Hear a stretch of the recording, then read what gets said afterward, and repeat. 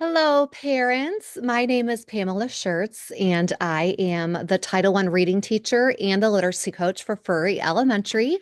And your child just took their middle of the year benchmark assessment for Acadiance reading. And what that means is we have tested them in specific areas to kind of take a temperature on their overall reading growth. So I'm going to show you right here what your parent report will look like. So the first score right here is called our reading composite score.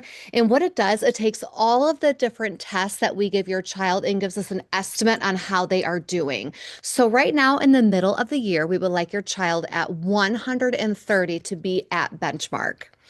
Right here, we have correct letter sounds for nonsense word fluency. So what that means is if your child was reading these are the nonsense words they were given.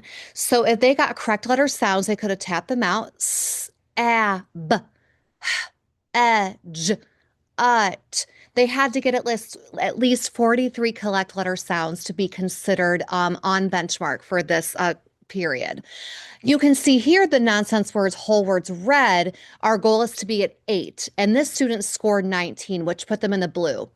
And blue means they are above benchmark. If they are green, they are at benchmark. If they are yellow, they are below benchmark. So they might need a little bit of support. If they are red, they are well below benchmark. So that means we are going to provide some intervention for them to help them close that gap. So you can see right here, this child did amazing on their nonsense word, whole words read. So that means when they saw this, they went sab, hedge, ut, Zos. They did not have to tap out any of the words when they were giving nonsense words. Why is that important? Well, nonsense words you cannot memorize. And if you can read a nonsense word whole word, then that means you truly understand your letters and sounds and you understand the alphabetic principle. So that is the first step to help build a fluent reader is getting those nonsense words, knowing their letters and sounds. Then you can see here we had an oral reading fluency words correct score. So our goal right now is to be at 23 words per minute in the beginning of the year. So if you look here, this is a passage your child had to read. Okay. So we would tell them that they could try their best and we would help them with any word they did not know. We give them 3 seconds to read a word. If they don't read it after 3 seconds, then we go ahead and tell them the word. So 23 words is about to right here at help. So if they read all of the words within the first sentence and the last sentence without any mistakes, they would have ended at help. That is about 23 words. So you can see here this child read 17 words. So they're just below benchmark, but with a little bit of intervention, we could catch them up. And then you have the score right here, accuracy. So our goal for accuracy at this time of the year is 78%. This child got 57. So what that means is when they read this passage, they only got 78% of the words correct. Accuracy is very important because the children have to be able to read the words in order to comprehend what they are reading.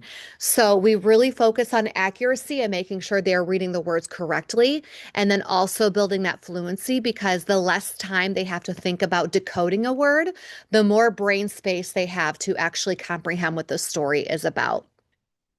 So these are the elements that we went ahead and assessed your child on this benchmark. And if your child read enough words, they were asked to tell us what happened in the story. So this is a retell score. You can see it's not really assessed right now because this is our first time actually assessing our kids with oral reading fluency and accuracy. So how can you help your child?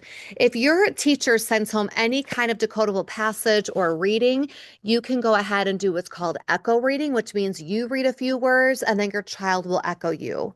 Or you can choral read, which means you would read it together. You can also have the child read a sentence or you read a sentence because sometimes we're just trying to build that stamina for children to read 23 words a minute. And our end of the year goal is 47 words a minute. So we really want to build that stamina. How you can help your child with whole words read and correct letter sounds at home. For example, if your teacher sends home something like this, is encourage them to read it like sab, hedge. Let's say they said this word was hedge. You would go back and say, oh, what does short E say? Your child would say, eh. You would say, read the word, and they would say hedge.